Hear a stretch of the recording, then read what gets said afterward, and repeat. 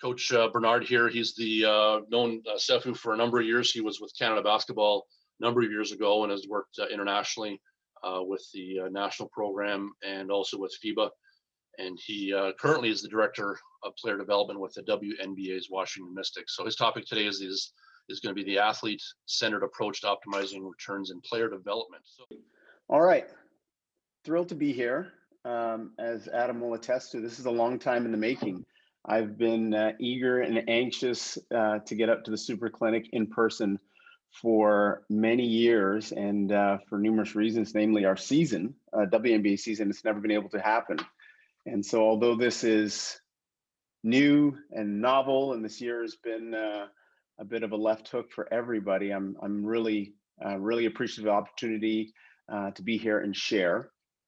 I've done a number of these, and I'm sure most of the participants have attended numerous of these Zoom/video conferencing calls. So I'm going to try something a little different, not necessarily in terms of tech, but in terms of how I present the content.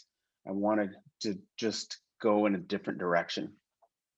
As Adam had shared, if you've got questions, feel free to fire away. Likes, dislikes, confusions, whatever you got, just put them in the Q&A, put them in the chat.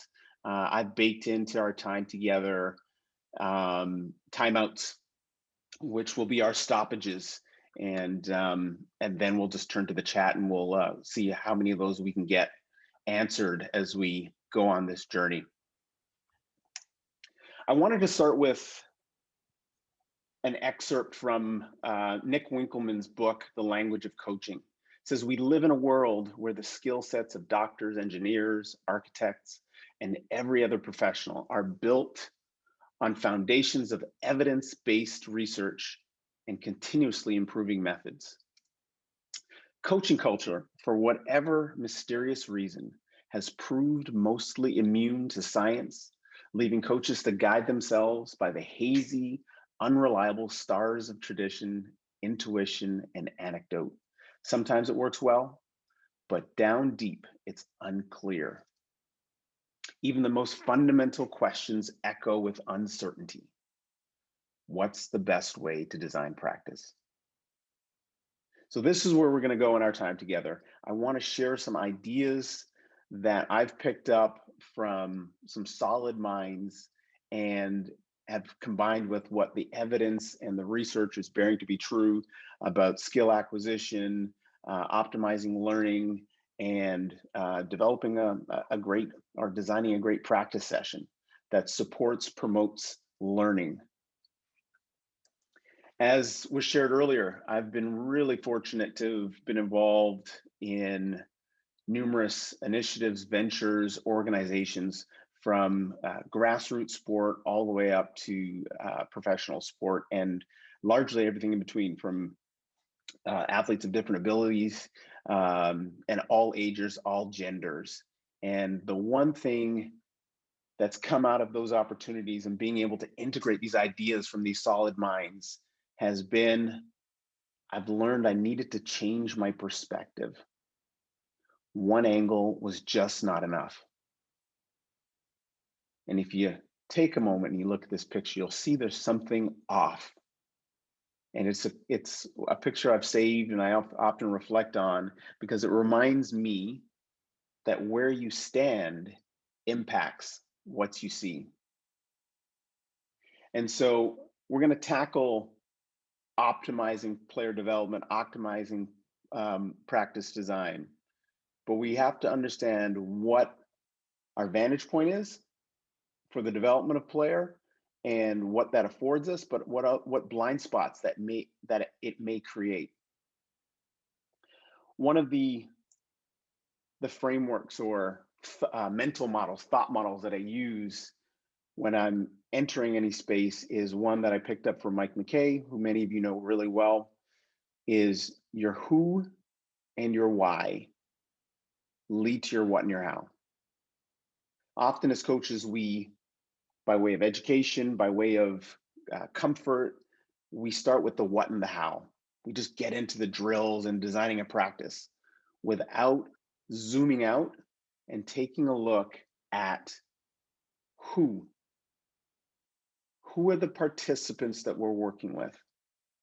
How does their body, their brain, and their emotion, how are they different at each age and stage of development, or specific to the different people within your group?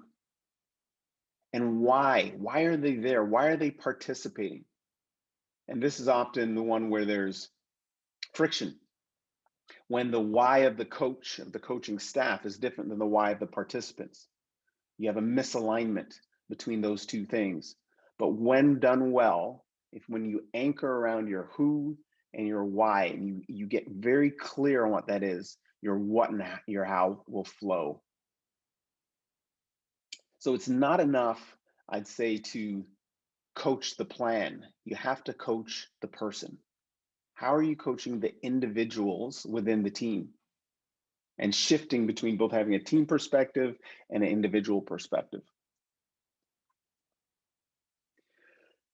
One of the things I've come to learn, that there are two underpinning truths about learning.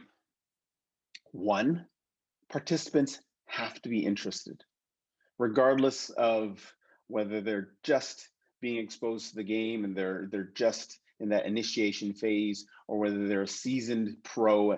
They have to be interested. There has to be a desire, a motivation. And the second thing is, there needs to be something that they can learn. So there's the analogy of a puzzle. Once an 8-piece puzzle stops presenting a challenge, the learner loses interest. In the same way, if somebody's presented with a 100-piece puzzle and the required skills aren't present for that person to deal with the complexity of the challenge, the learner loses interest after repeated failures. So the learner has to be both motivated and capable of overcoming the challenge. And this goes back to our who and our why. The learning facilitator, to borrow the term, AKA the coach, must be skilled enough to know how and when to increase and decrease, or even just maintain the challenge that they're putting in front of the athlete. And that's got to be grounded in and anchored in looking at the person behind the player. The Goldilocks principle, many of you are familiar with the fable, Goldilocks, too hot, too cold, just right. In that same way, as coaches, we're looking at what's too much, what's too little, and what's just right. Said differently, is what we're looking for is what's now being coined desirable difficulty. And researchers are in agreement that a practice needs to present a level of desirable difficulty. It's that sweet spot where effort and ease are balanced, the players being challenged. And sometimes it could be mentally, it could be physically, it could be technically, it could be social emotionally. Oftentimes it's a hodgepodge, it's a combination of all those things. But in my experience, watching some really good coaches, the best, are able to find that sweet spot, and they're moving through these different levels of challenge with intention and with awareness for how their group is responding. And then in turn, they're able to adapt. They're able to progress the load, or they're able to regress. So some academic speak, if I may. This is something that I refer to a lot when I'm thinking about how am I creating my learning environment? Where am I falling on the various instructional continuums? Am I doing everything random? Is everything blocked? So this is how I'll assess my practice plans or a season plan as I move through it. Is what I'm doing linked, or is it unlinked? As in, is it connected to something I've done before and I'm just pulling on that thread and moving the group forward? Or am I reaching into the cup, so to speak, of the athlete and pulling on their past existing knowledge? Am I doing everything part or whole, simple or complex? Is it constant, or is it variable? Mass or distributed? We can talk about these. If you have questions on any of these, I can go back. I didn't want to spend a time going through definitions of all those, but more so sharing examples that will pull on many of those, which will give some clarity if some of these terms are new for you. Is what I'm doing all focused on the individual, or is it multiplayer? Is it all structured and explicit, or unstructured and implicit? Right? Is the activity, the drill, the game, does that automatically demand of the player through the constraint of affordance, the learning, the struggle that I'm looking for, that desired difficulty? So when I said I wanted to do things a little differently today, I want to juxtapose. I want to showcase two different scenarios. So as it was touched on earlier, my main thing, my current role in the WNBA is the Director of Player Development for the WNBA's Washington Mystics. When I'm not in DC with the team and I'm home for me is the Cayman Islands, I also have a passion project of my own. It's called ACX Basketball. That's focused on athletes U15. So we go 6 right up to through 14. And so I want to present some of these instructional models that we just touched on and show you how I bring it to life when I'm working with younger athletes versus how I bring it to life when I'm working with high performance athletes. So this is ACX Basketball. This is our program. Let's take a look at our session design principles. So our who and our why, remember, it's anchored around that. So the curriculum, when I'm working with these athletes, it's a play-based curriculum. There's lots of touches, chances, lots of shooting. The lion's share of these kids are new to the game and definitely in that initiation phase. Early skill acquisition, motor development. They're still learning their bodies. They're still struggling with their emotions. And so because of all those things, I don't spend a lot of time in too much nuance and detail. The learning comes through by how we design the practice. So we do lots of races, chases, battles, games, what I call co-opetitions.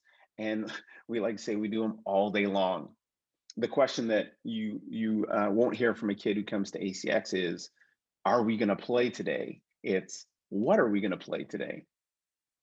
And the experience, and this is a stretch for me, is all through what I call gamifying it. I'm just continually pulling from the kids. I listen, I learn. I was just with a bunch of kids, my son and his friends, and they were playing Xbox, and I was just pulling from their language.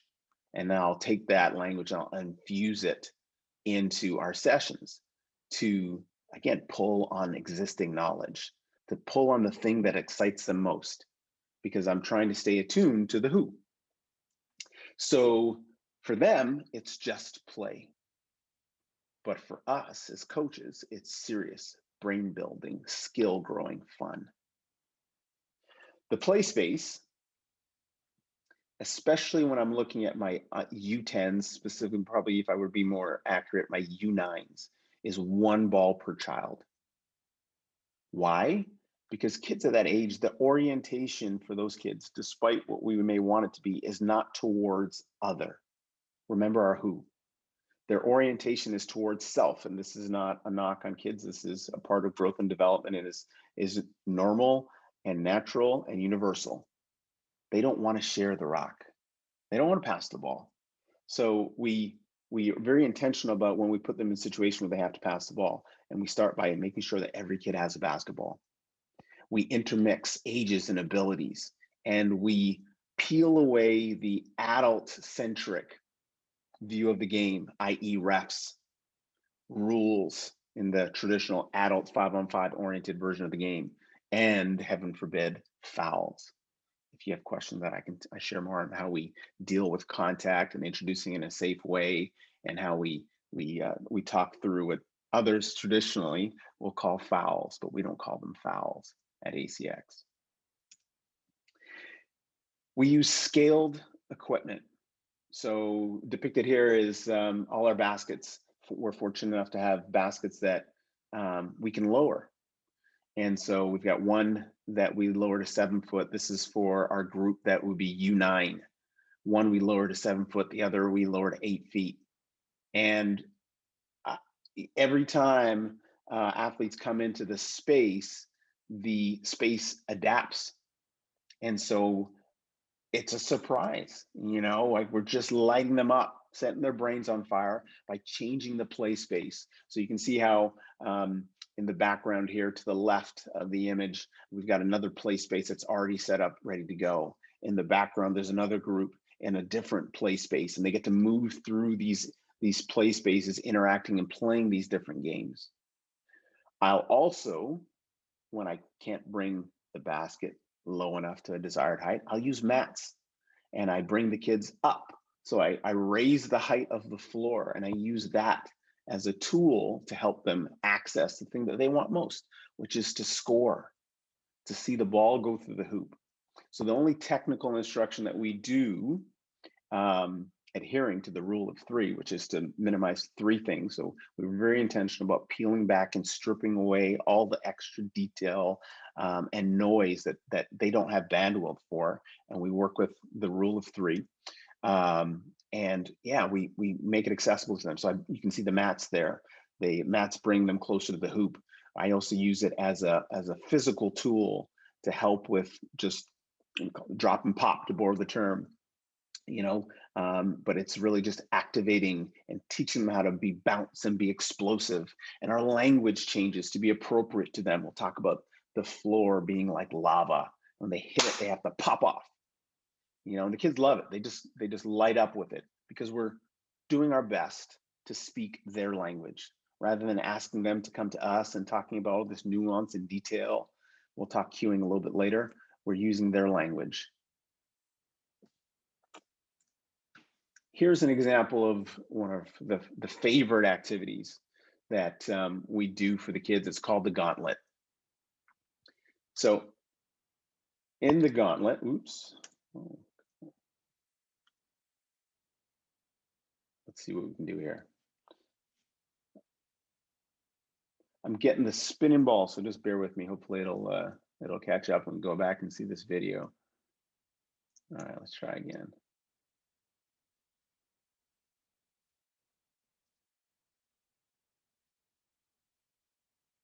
Here we go.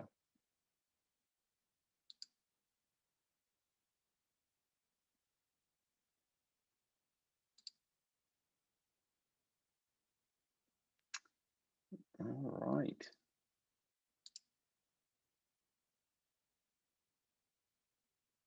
All right, we might have to adapt. Doesn't want to play nice. This is a coaching life. So the gauntlet, let me see if I can actually skim through it, scrub through it, if that works. Nope.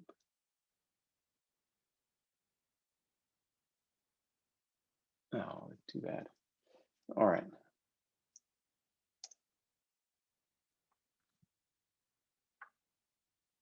Here we go. I'll jump ahead. Seem to be having problems playing my videos. Here's a sample of our practice plan. And we've got our guiding principles for us. Age and stage appropriate. Bring your best self. Do the right thing. Treat others the way they want to be treated. You can see from our practice plan, to highlight a few things, you can see how in it, I've got our modified play spaces, right? And as I shared earlier, the orientation of the baskets, the setup changes from session to session. We've got our beginnings and our endings. So this is a reference to the systems and routines. One of the most effective ways to develop rigor is through the use of routines. And our beginnings, our endings are absolutely key. Many of you will be familiar with primacy and recency. How you start and how you finish impact so much, both what takes place within a session and the feeling kids are left with, or participants are left with, when they leave. And so we use these beginnings, these endings, these systems, routines, to create connection and to facilitate communication and these necessary collisions, sometimes literally, but most of the time figuratively, to get the kids comfortable and excited about what we're going to do, to share, to ask and pull from them, to do our debriefs. And so these routines, I encourage people to always have routines, so there's expectation. Another example is the use of the whistle. Participants in our session will know 1 whistle just means freeze, whatever they're doing, just stay where you are. 3 whistles means come on in, sprint in. Our orientation we're demonstrating is sideline, baseline. So you can talk through a demonstration. So we're really vigilant about that, and it helps us be productive. It creates a sense of expectation with the athletes of what's to come and how they should behave or show up and present themselves, and it allows us to get to the rigor that we want. Rigor doesn't mean ruthless. All right, we're demanding, but we're not demeaning. We do everything in a joyful way, but still, it creates a sense of here's how I need to be in this play space. Activators. So we go from our beginning right into some type of activator. And in this case, it's a first two. It's a cone game. It's a race, chase. So this is the format that I work through. Is we're gonna game. We'll do some technique in the middle, and then we'll come back to the game. Usually our technique, if it's not shooting, is in another format for a game. And then you can see everything is play-based.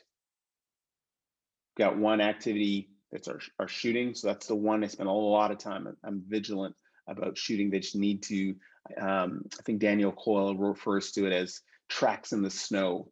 Once those first tracks are laid, everything seems to follow, and it's hard to reorient the vehicle to go through a different track.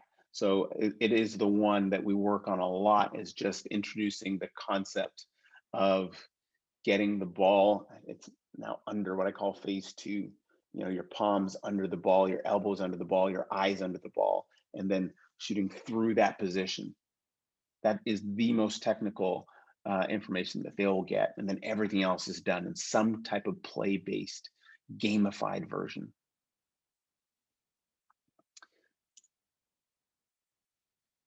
Let's see if Mother Luck is on our side. I'm going to try and play this. If it's not, we'll just keep rolling. We'll keep rolling through. But here's an example of an activator. I call it Find My Voice. And it's a fun one. It's one of those everything yet nothing to do with basketball type activities. Most of you have seen it. You'll say, ears, head, shoulders, and then cone. And the kids are in a race to grab the cone. But I intentionally will change my volume and my tone. With the older group, we load it. Now they might be doing something fun and fast with their feet, foot fires, hip turns, right? So it's our activator. We're priming the body, we're readying the body, but we're most importantly readying the mind, not in terms of some type of intensity, but just a joyfulness. When they start our session, I want them to feel joy and wonder. Two of the least used words in youth sport basketball. We use them a lot. Okay. And with the older kids, I increase the load. And so I crank up the music high, and I want them to be able to find my voice. What am I setting them up for? I'm setting them up for being in a loud gym with chaos and noise, and they have to be able to discern a coach's voice from all the other noise. Now, they don't know that, and I never tell them that. But this is, to borrow another McKay-ism, my way of hiding the veggies in the spaghetti sauce.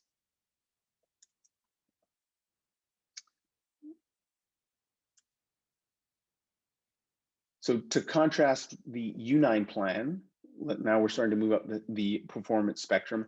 Here's an example of our U15 plan. The similar concepts exist. We have our beginnings, our endings. We have a gamified activation. It's a game of tic-tac-toe with cones. Many of you have seen it. Video doesn't seem to be playing for me. If you want a link, I can send you the link to it later. But now we are into this play to learn philosophy that we use for our program, which is appropriate for this age group. 3-on-3 sideways. I talked to you about how I changed the orientation of the space, and we play it in a different way, which forces them to do things and attack the basket at different angles, finish at different angles, and they love it. We just keep moving it around, and kids don't care. The most powerful things you can say to kids when working with them in this age group is this time. Whenever I make a mistake, most times they're not aware, because I just say, this time let's, and they just adapt.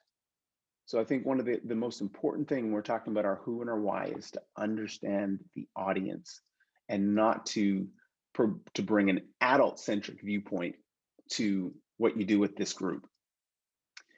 Instead of rules, we have violations, and we have fun with it. Vision is of paramount importance at this age group, right?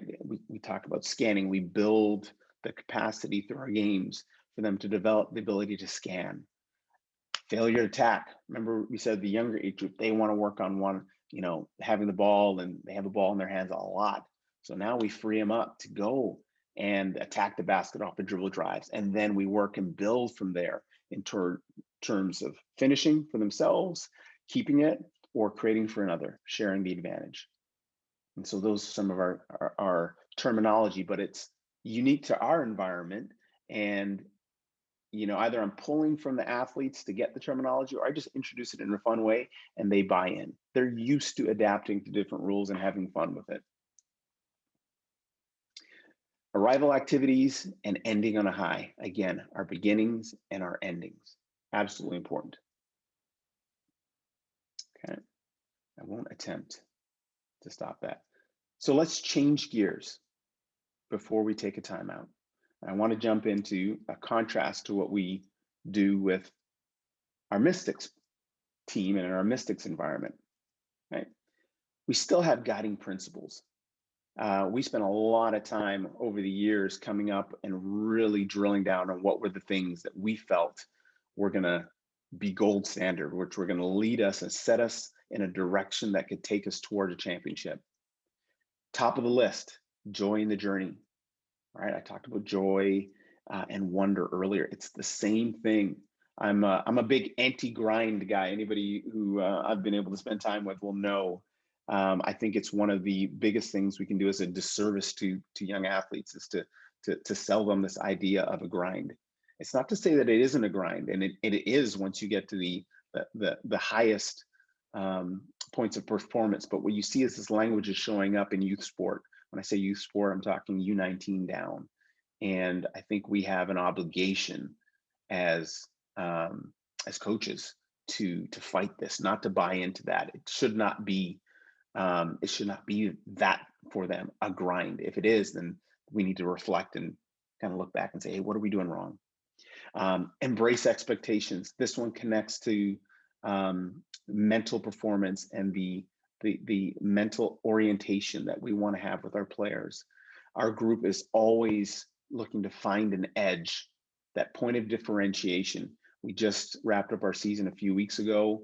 There were a couple days rest and right back on the phone as a group, and we talked through how are we going to find an edge?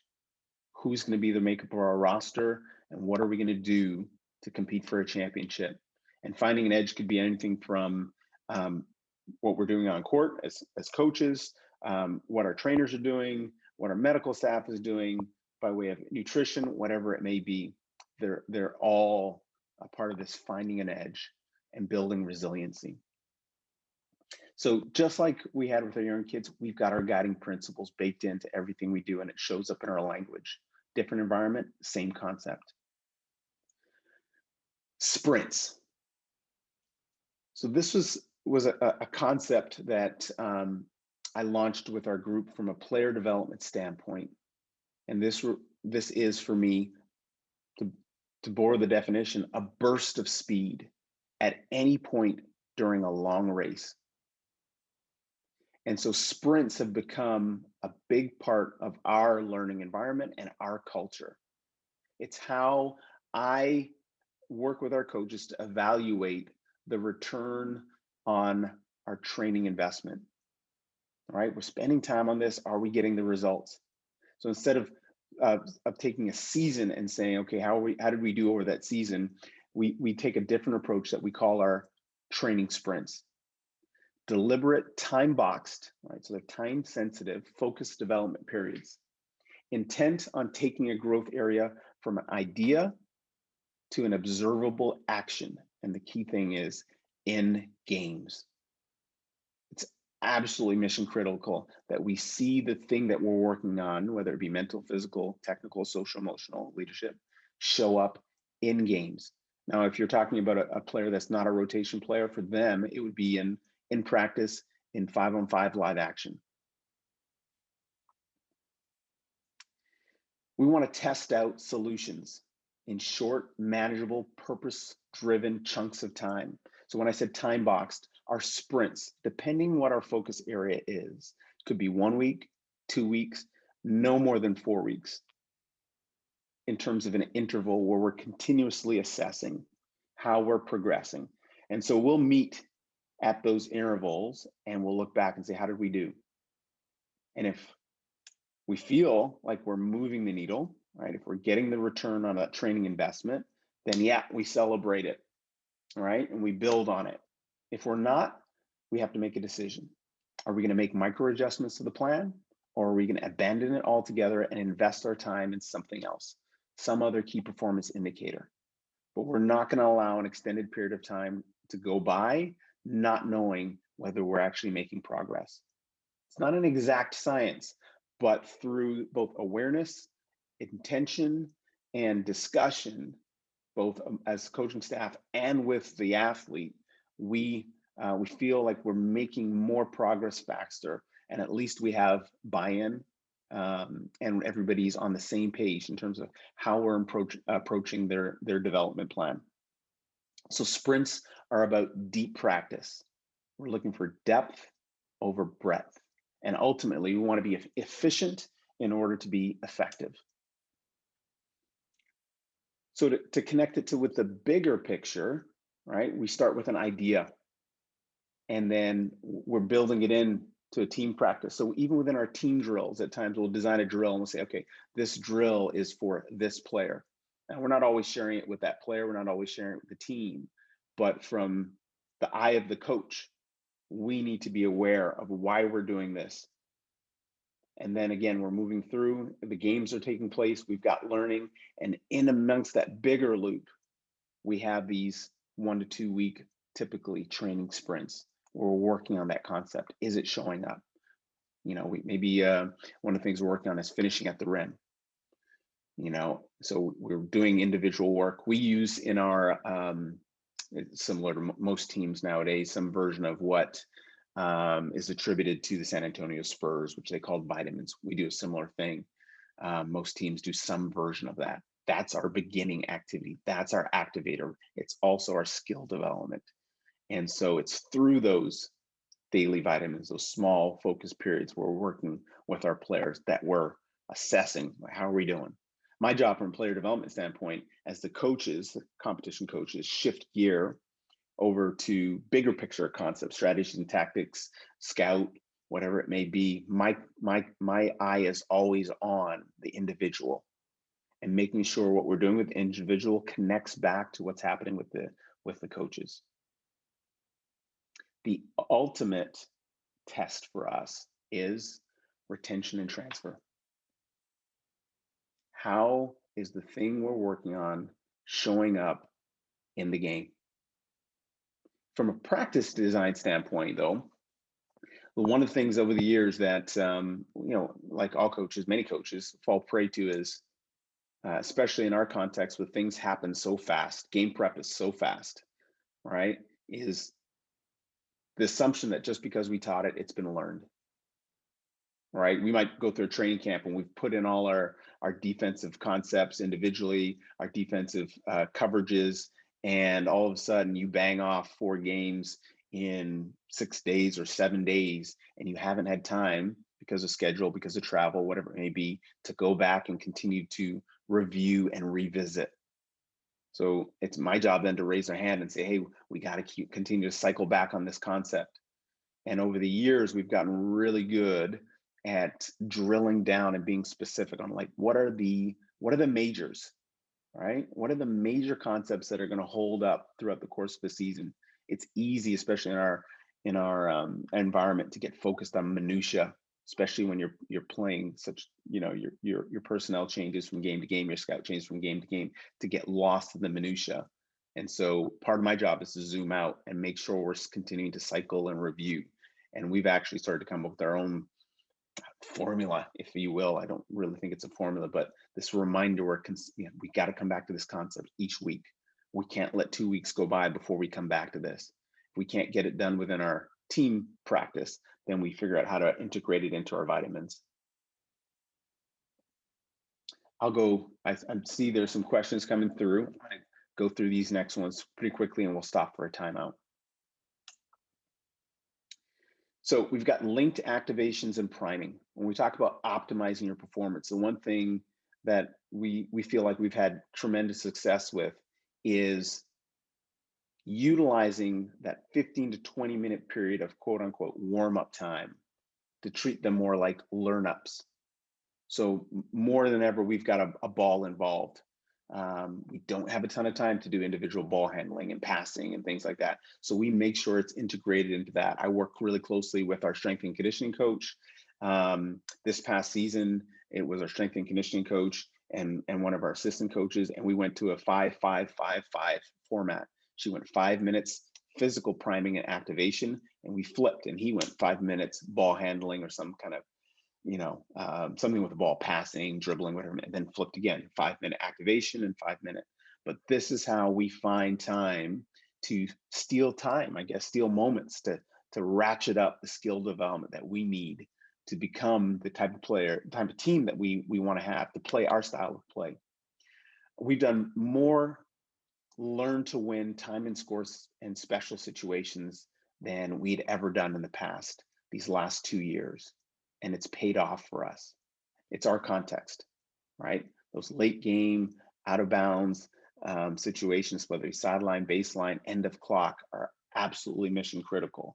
And there's a difference between winning and losing games. And so we spend a lot of time on it. Always evaluating ratio, contested versus uncontested.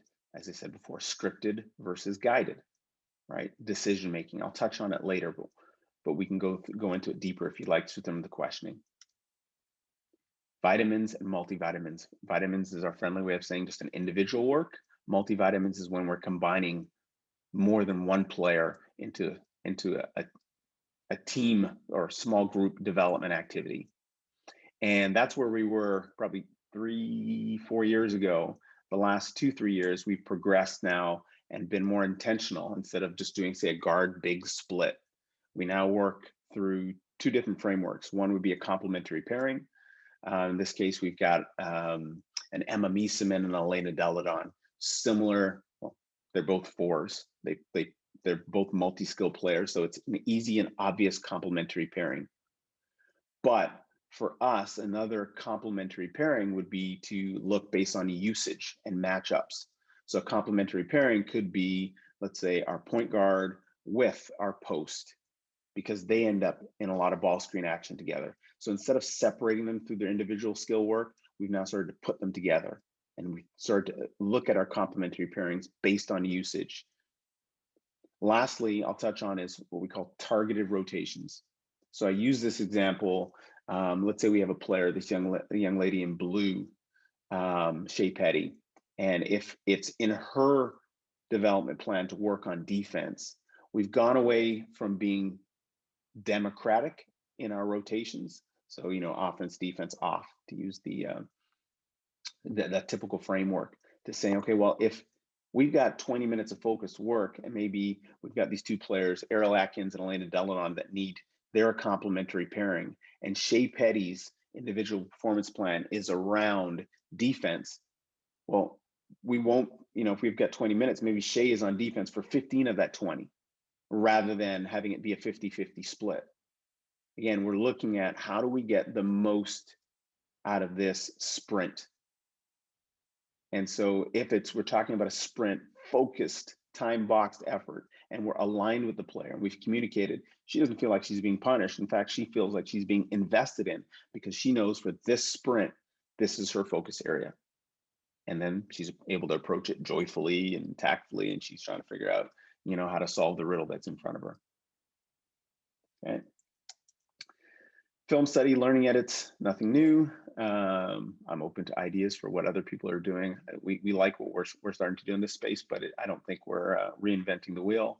Over the last few years, we've had a great return on shifting the ownership of both the doing of the scout and the delivering of the scout to our players. And so we'll have the players do the scout in small groups, build out the scouting report, and then present back to the group. All right, let's take a timeout. Adam, if I can get your help with any questions in the chat. I actually don't see my chat window. How do I pull that up? Okay, it should be in the Q&A. Do you see a Q&A at the bottom? There's 4 of them. I could read them out if you can't see them, but you should be able to see them. Oh, here we go. Oh, awesome. Okay. So, Eric, what's a drill or suggestion to make post-entry difficult, whether it be through post-feed or cross-key scoring? I want to emphasize making it difficult for the opposition to get into the key. Okay. Eric, I feel like much of the answer is baked into your question. One of the things that I've been playing around with is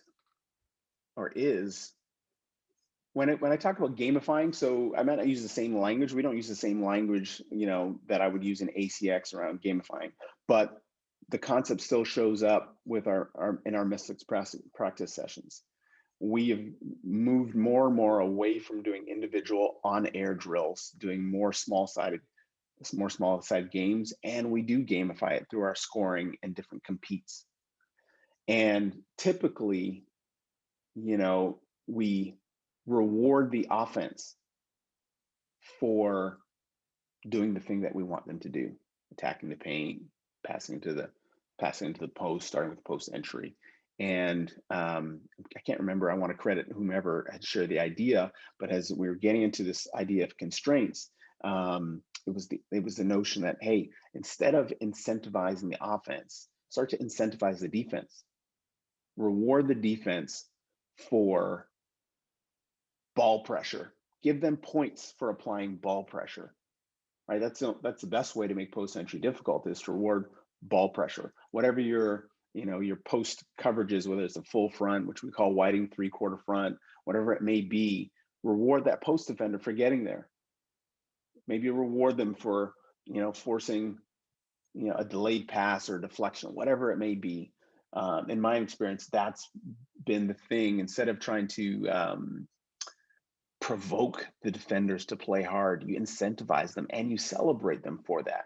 And you'll find you'll develop a culture of competitiveness where the defense is asserting itself on the offense in a way that it hadn't before. Oh my goodness, Kirby, good to see you. Kirby, I should be on the other side. You should be delivering, and I should be listening. Kirby's question is: I know it depends on the stage as much as it does the age of children, but generally, what age do you feel like modifications to the game should be made?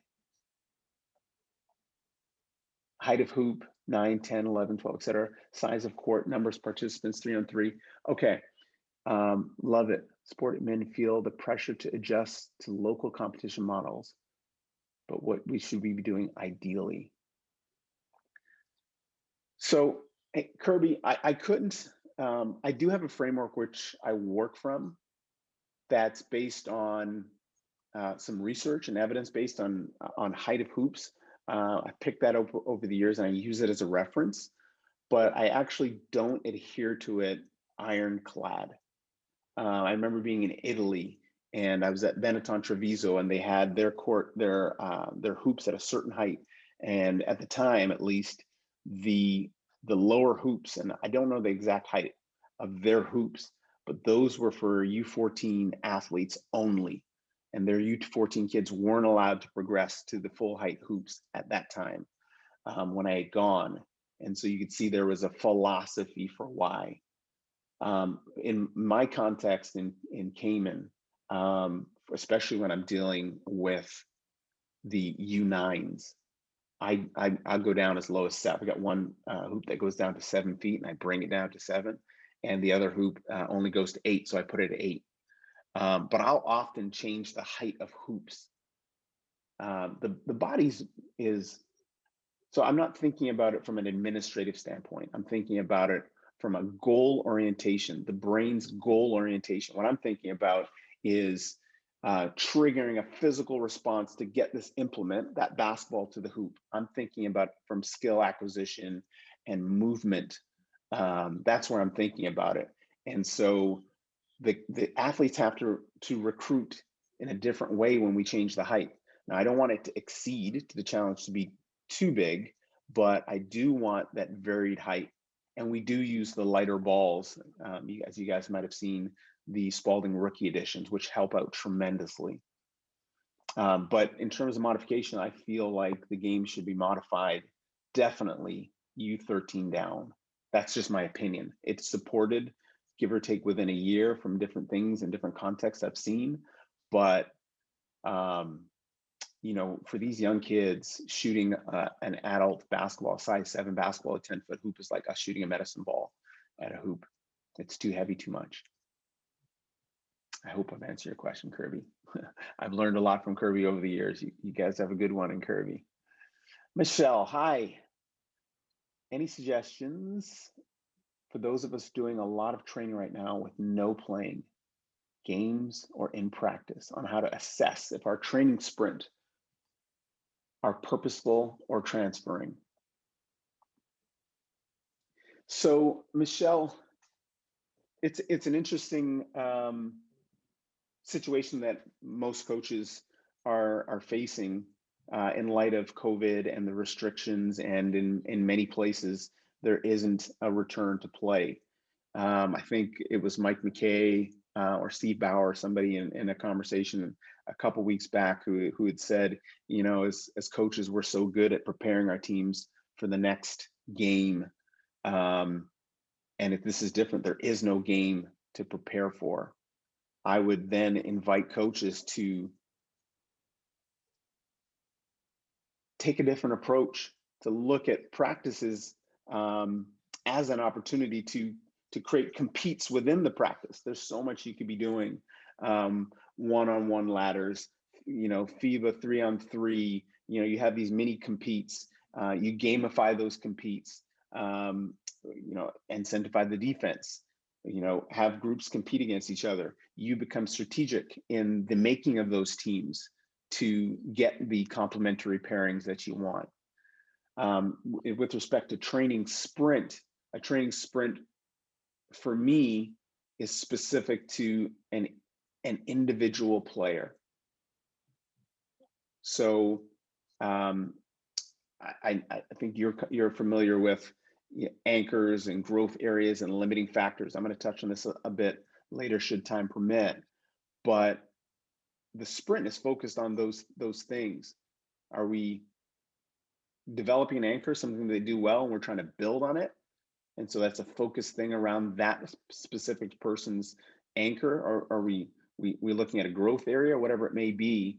But in a sprint, we don't try and do 10 different things. In fact, as a coaching staff, we sit in a regular season, a non-2020 season, we sit pretty much every week. Every Monday is our player development day, where we look back at our practice plans and we compare it to our vitamins, what we did and where we want to go. And we look at that player's performance plan, and we just kind of make, how are we doing?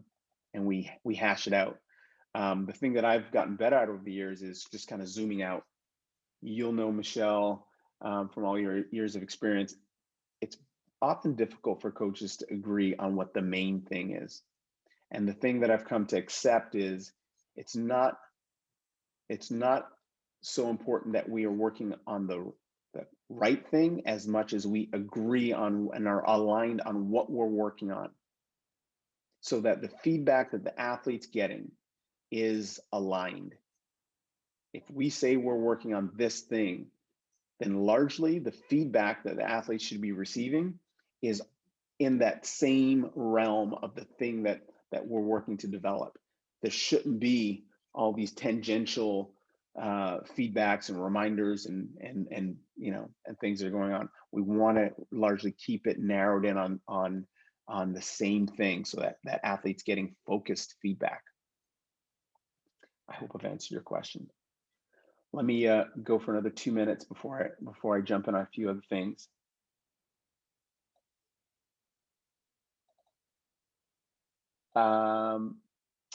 Coach Vincent, you're asking about the gauntlet. If you shoot me a note, I'll send you a link. I'll send you a link to that. I've got that posted on our ACX basketball website. Coach Lindemann, do you start each practice with a games-based approach as a warm-up? And how do you end practice on okay. Bob, the answer to your question, do we start games-based? Absolutely. Absolutely, absolutely, absolutely. In fact, let me see if, I might not have it here. There is, for when we're talking U15, then yeah, you can see I've changed my vernacular. I don't do warm-ups. Largely kids U12, they come pre-warmed up. They're not trying to hear about warm-ups. They're ready, their bodies are primed. There's not a ton that really needs to be done. Now, I'm not saying you can't do some work to improve them athletically. You can, but they don't want it to be done in a block, scale down, drill approach, pared down drill approach. So we do it within the confines of the game. Tug of wars, pushing, it shows up as a compete. Maybe if we're introducing contact, bracing, we do it in fun ways like that. And yes, the flip for me is not a warm up. We call them learn ups. And it's, for me, a useful shift because it then asks of coaches that they now be aware, what is the thing that we're asking them to place their attention on?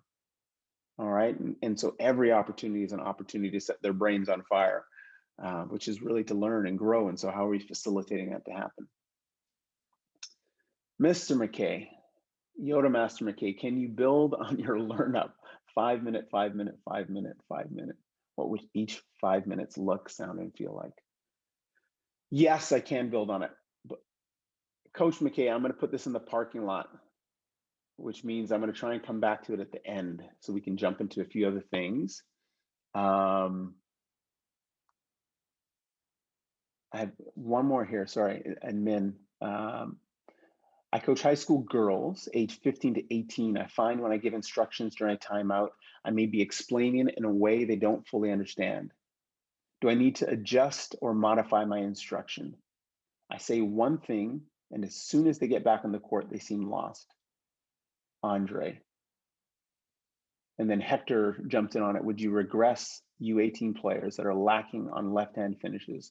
Let's say they go back, maybe a smaller ball.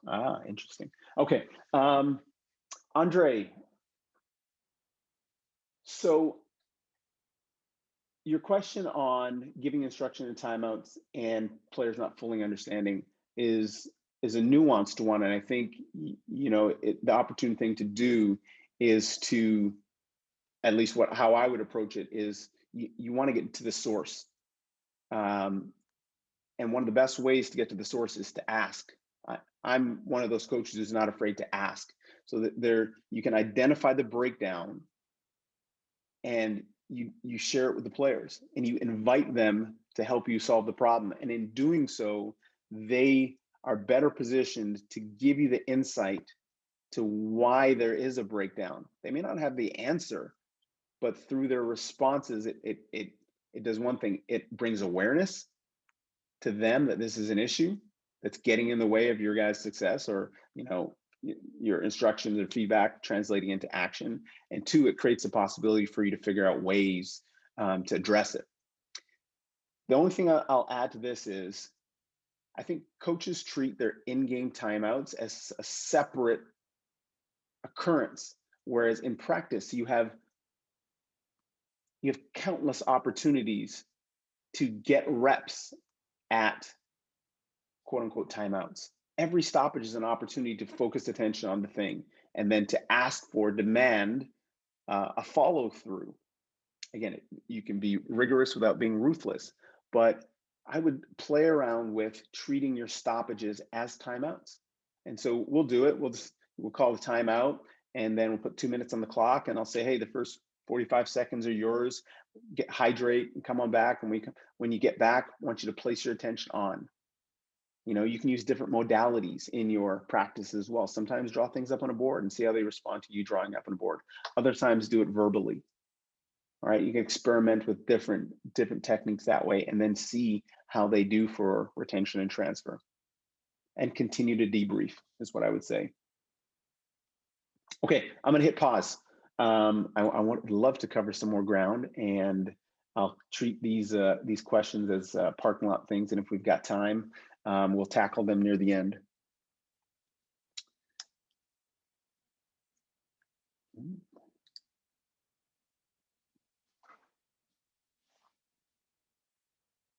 I'm going to ask this one rhetorically, just for the sake of time.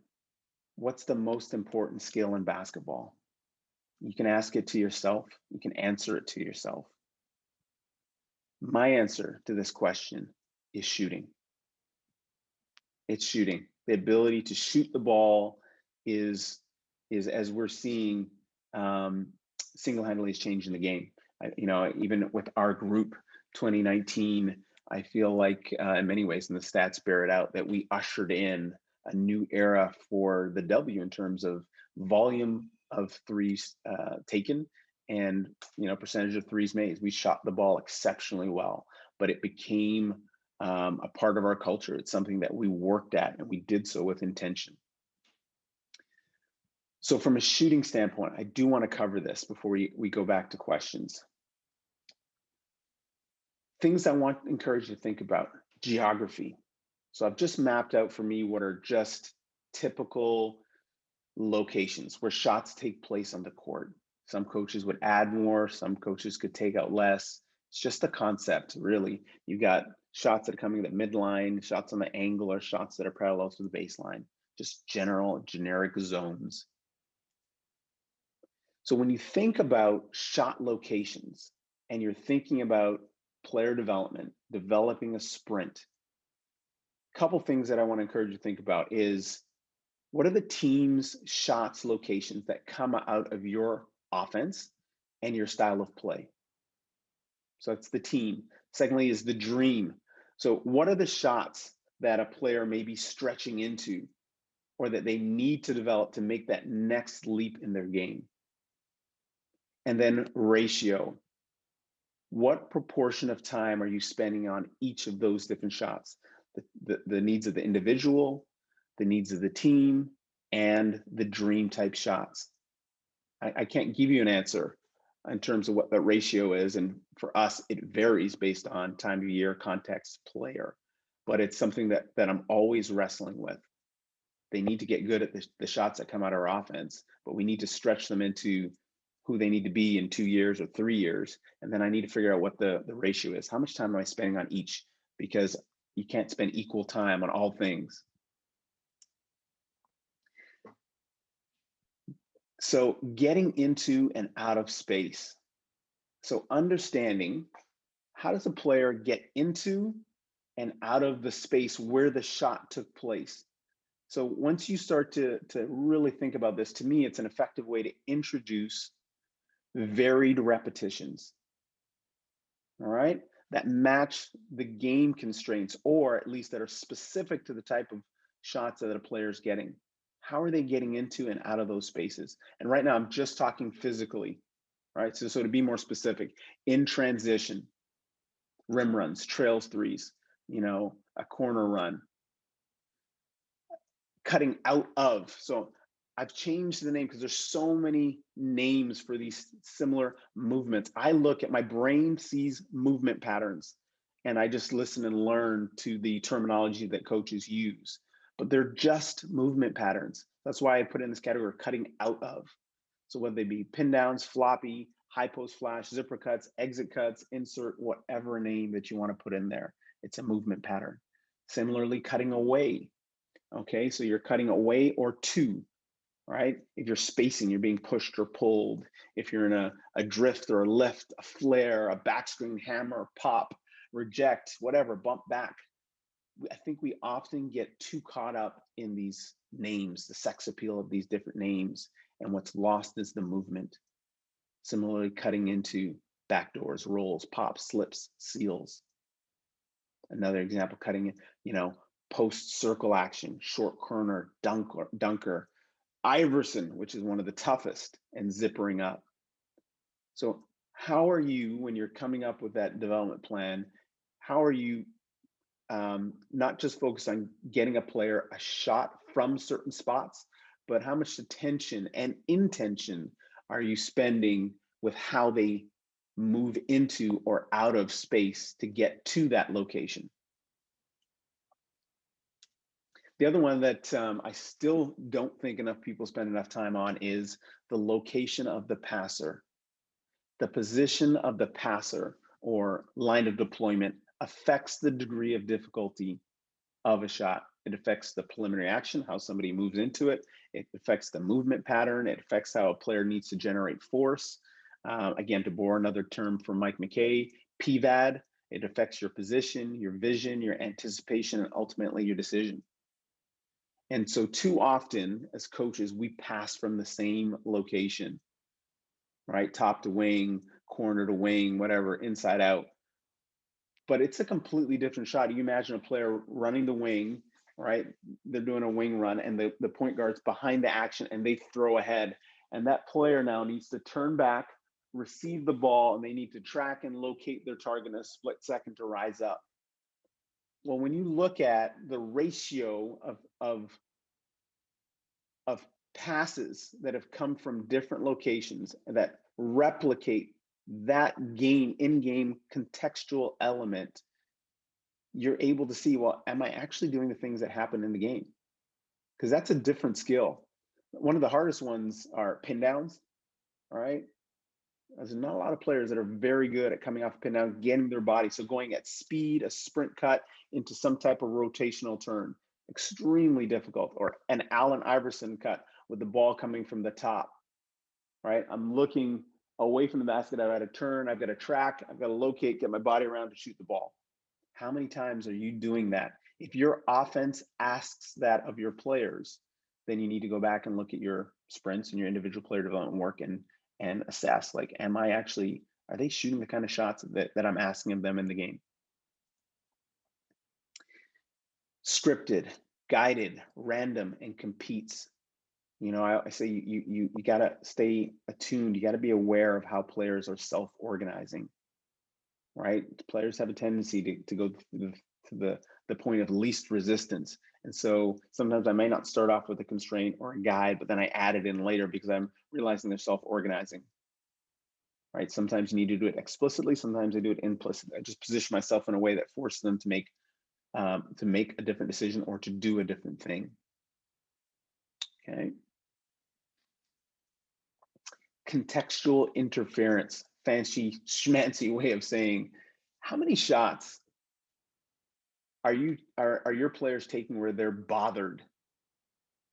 Right? If you come into our environment, I'm always brushing, bumping, clutching, and grabbing. Now, this is so. Let's continue with this riff off of my U15s versus working with the WNBA team. What I do in terms of physicality with our WNBA players is different than what I do with my U15 players. U15 players, I'm always walking around with a pool noodle, right? And for them, I just brush them. I might touch them. Sometimes I don't even need to put it near them. It's just the idea. That's a bothered shot. What I'm trying to do is build our awareness of placing your attention on the thing that matters most. This thing that's brushing, it doesn't matter. So this is how we introduce contact. Now, with our professional players, we spend a lot of time full-on bear hug, right? Because that happens in our league, in our context. Grabbing, pinching, pulling on jerseys, where they have to knock a hand off or separate physically before cutting to a shot. This is relevant in this context. And so there's an in-between, depending on what level you're coaching within, that you can find where you find that desirable difficulty, learn to create separation. And all of this is without even introducing really any decision-making. Footwork. doing it on the move, a stride stop, 1-2 versus a hop to shot. Stationary, being an airborne receiver, both feet off the ground, versus like Sue Bird, she has that left foot anchored, and as the ball is in the air, one foot's in the air. Off the dribble now, step backs, laterals, pivots, stationary, like a post, to catch and pivot over either shoulder, versus what I touched on before, this idea of separating, sprint, rotating into a shot at the end of a cut, say off of a 45, an angled screen, or that AI cut, or a zipper up. So if your cuts are scoring cuts in your offense, if you do elevator action, they're coming off to get around. If that's a scoring cut, as in that pass should be leading to a shot, then again, you need to assess. It's completely different having somebody be in one spot and you're passing to him or her and they're catching and shooting, versus if they're actually sprinting, they're actually separating, sprinting between the elevator at speed, rotating, catching, and exploding, going up. All right, so you've got to be thinking about that. And there's all these, you can combine the footwork with the catches, catching with 10, block and trap, high and wide, football passes. We do bad passing shooting all the time as well. So there's different ways we can increase the load and the rigor, and we still haven't introduced decision making yet.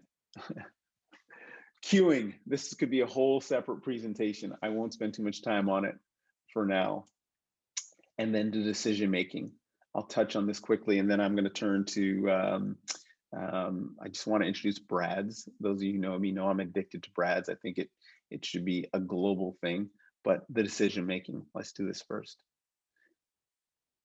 When I'm developing a development plan or a workout session with individual or small group, I'm thinking of the action. It could be a trigger, the defensive coverage, and then the offensive counter. All right, I'm thinking, this is not language I'm necessarily using with the players all the time, but I'm thinking, okay, so how am I creating realistic opportunities? We talk about first touch, to borrow the football or soccer term. Are they using the advantage? Are they sharing the advantage?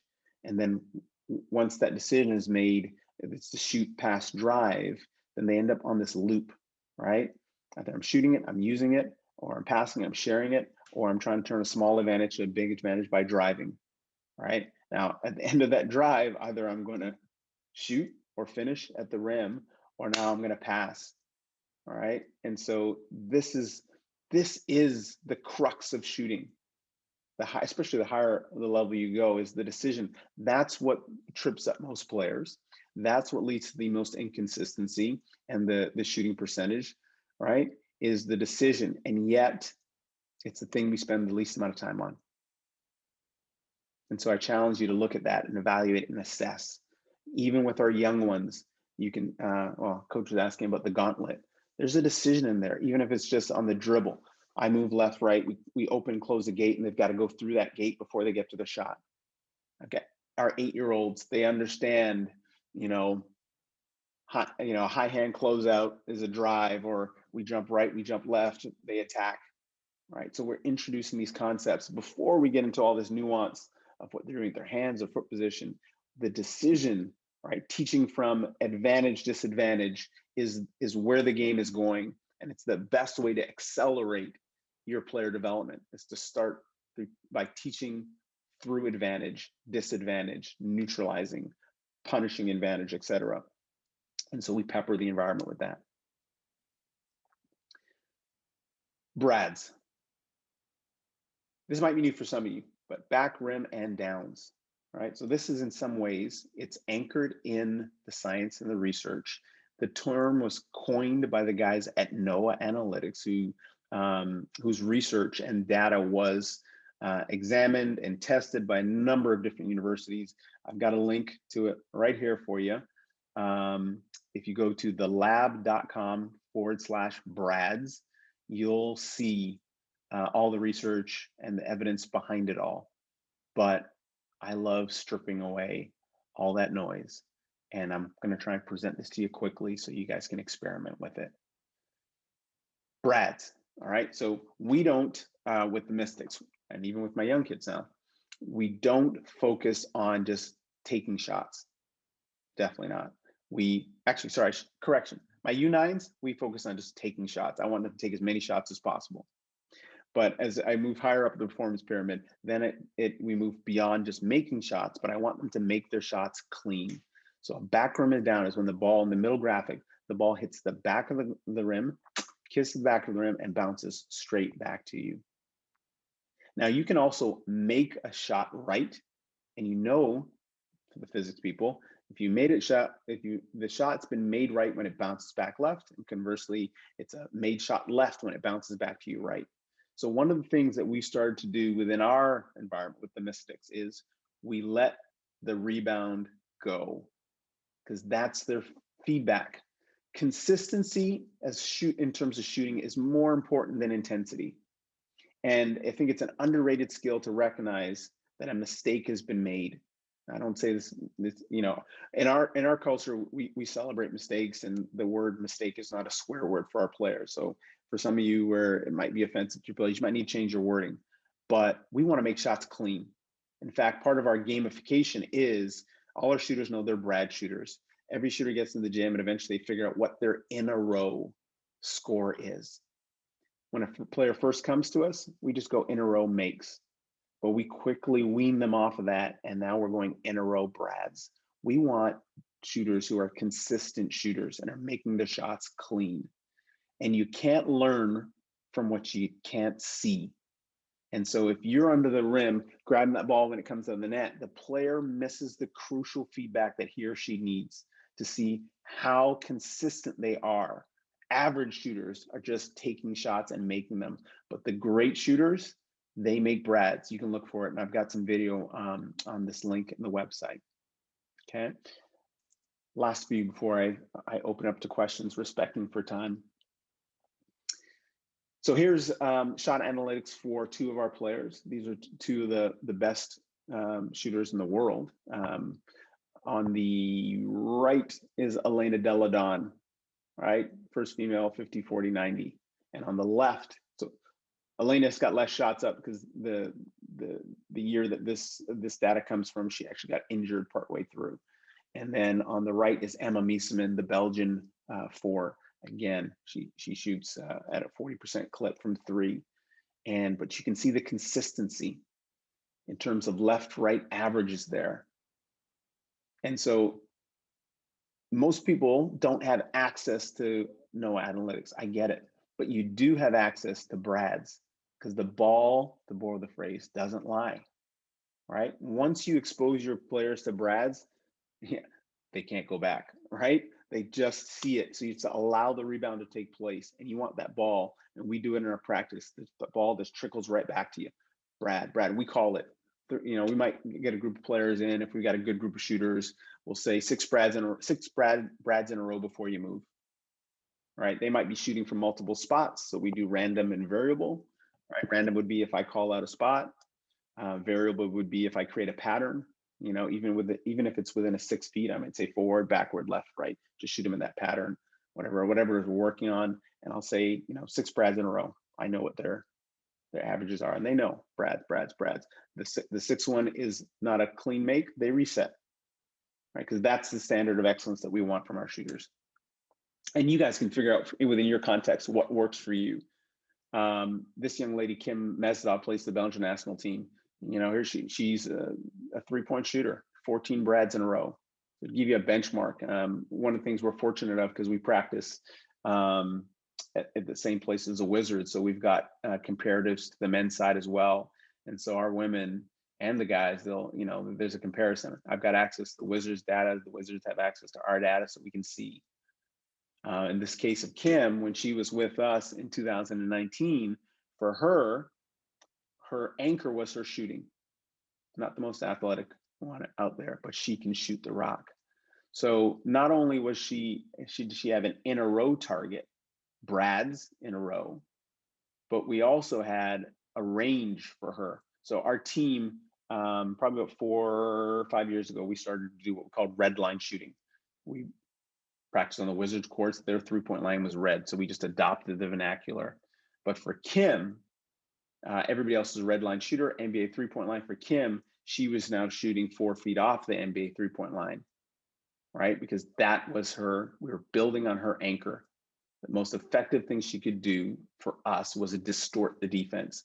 And so instead of spending time in her individual work, trying to get her to finish at the rim and work on ball handling, we said, no, let's just simplify on the thing that she does really well and get her to shoot at range, force a hard closeout, right?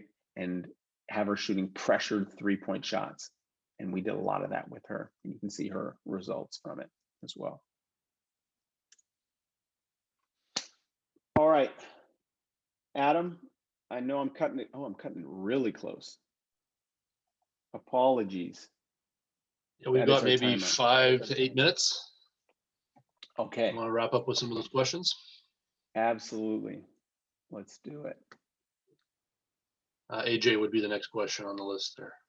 All right. AJ, how are you doing? What were some of the pros and cons of having your players prepare the game scouts? We had 0 cons, AJ, and nothing but pros. One of the things we identified a number of years ago was that we needed to do more to drive game intelligence. You know, we had to change our culture around it. They were, to affectionately, you know, they were coach dependent, waiting on practice reports, but there wasn't a deep understanding, or as deep of an understanding as we felt we needed to, if we were really going to try and compete for a championship. And so we started early in training camp, first with coaches as facilitators in these small groups, but no downside whatsoever. And to the credit of the players, they bought in and embraced it, and it's become a part of who we are. Didn't do it this year because of the wobble and the intensity of the schedule, but we'll definitely have it back again. It paid tremendous dividends.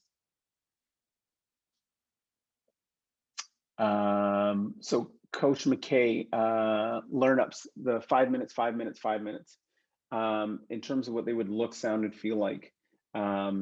So we join the journey. We play music all the time. Player's choice. We have fun. They argue. Coach's choice. Sometimes we'll have some Prince. Other times we'll have other things. But there's music being played in all of our learn ups, even at the pro level, and definitely with the kids. We just want it to be a joyful environment. There's a lot of reasons to make it a grind. Our strength and conditioning coach, so she's going from control to chaos as a general framework. In her first 5, she's doing a lot of tendon work, a lot of balance, and then she's building up. She's building up to more dynamic movements. We've introduced some bracing and some contact. Doesn't happen very often because of the amount of contact that takes place at our level. But then we segue to ball handling, again, from control to chaos. We do very little stationary ball handling. At most, I'll ask about 2 to 5 minutes of stationary ball handling for our players. They'll do that before their vitamin time. That's on them to do. But once we're into team time, all of our ball handling is dynamic, on the move. And how we do that will vary, you know, again, from control to chaos. Sometimes it's just working on dribble moves, combos in space. Again, it's just an activation primer. And then we'll progress. Let's say we go 5 minutes strength and conditioning, 5 minutes with a coach, myself, or one of the others, doing ball handling, and then strength and conditioning and back. That next phase of ball handling now could be more dynamic. Maybe we're passing, we're on the move, and then we're making a decision. Still not at 100% speed, but building up towards that is what we do. And we've also started to do more tandem work with our complementary pairings, even our ball handling. You know, pocket passing is one of the things that we still feel is a gap specific to our group, probably within our game as well. And so we spend a lot of time to that: creative passing, hook passing, wraparounds, behind the back, and we just do those in tandems with those complementary pairs. So I hope I've answered your question, Coach McKay. Let's see. Oops. Adam, you'll have to tell me. Eric wanted to ask, what are some Eric, of the again, best? you can ask Eric. Yeah. Yeah. Sorry, I just lost my cursor on the screen. I don't know what's up with that, but some of the best form shooting challenges. I don't know, Eric, this might be sacrilege, but I don't do a lot of form shooting. In fact, The only form shooting that I do is in ACX with our young kids. Their skill, initiation, acquisition, they're new to the game. But I hesitate to use the term form shooting with what we do, other than what you saw, because it's not what I would think would be traditional form shooting per se. But pretty quickly we get right out of it. And even with the young kids, we moved to contested shooting. I started playing around with that before the pandemic with our under nines, and they absolutely loved it. We did a lot of games stuff, chasing. I'm not a form shooting guy per se, and I'll only assess it on an individual basis. In all my years with the Mystics, I haven't done any form shooting with any player. We will correct technique and mechanics, but any of that, I don't do any of that. But that's just a personal bias, personal bent. Happy to have that conversation with you offline another time. I'm going to try and see if I can do one or two more. Adam, you give me the heave ho when is needed, because Roy's coming up, and I don't want to mess with Coach Rana's time.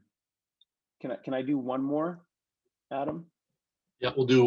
You got maybe 4 more minutes, so maybe you can squeeze in the 2. Would be great. Okay. Okay, I might be able to do 3. Kent, your questions. How much time do you spend in warm-ups, learn-ups, and drills not using basketballs? With young kids, if we're playing a game that doesn't include a ball, the first progression might not have it. Let's think of a dribble knockout, but that might be just to introduce the game. But then I progress with a ball in the hand as much as possible, especially those 15. I want them taking, you saw it, lots of dribbles, lots of shots, lots of passes. That ball is in their hand as much as possible, and those kids do not need to be warmed up. I think there's evidence to support that. So as much as you can do with the ball, even if you're doing some priming activation that's an athletic build, you can do it with the ball, even if they're just leaning on it and touching it. I want them to fall in love with the ball. Bonjour, Coach Desjardins. In working with both NBA and WNBA, what would you say are the similarities and differences in building connections and buy-ins in their IPP? Andre, I'll do this one quickly. One of the things that I didn't get to is this whole idea that, let's do this quickly. Attitude drives behavior. Okay, this is the most, I'll finish with this one, Andre. Sorry, Adam, I'll finish with this one, but this has been one of the thing that's unlocked things for me. Attitude drives behavior. So whether you're dealing with NBA athletes or WNBA athletes, you need to build rapport. You need to prime for positivity, because how they feel about what's going to take place impacts what they think. What they think impacts what they see impacts what they do. So whomever you're working with, whether they be young or old, you have to have established a connection to get to the place where they welcome learning, they welcome feedback, they welcome the opportunity to change. So this notion of attitude driving behavior aligns with what our mental performance coach and our coaching staff does, and where we're growing as a staff. It's something now that I lead with is, where are you placing your attention? And as coaches, how are we creating a learning system that supports helping us as coaches, because we're the prime violators of placing our attention on the thing that matters most, and then a learning system for the players to help guide them to placing their attention on the thing that matters most. Limiting beliefs are the X factor, or not developing the capacity and capability to place your attention on the thing that matters most, I think, to me, is the biggest limiting factor in player development.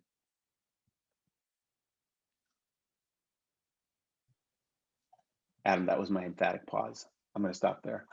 If anybody wants to, if anybody wants to get in touch, see if I can do this quickly. If anybody wants to get in touch, there's all my contact info. I appreciate the time and attention. Happy to share more or direct For those who are asking for examples of the games that didn't load for us, if you go to facebook.com/ACX basketball in the video section, they should be there. If they're not there, message me and I'll get them up as soon as I can.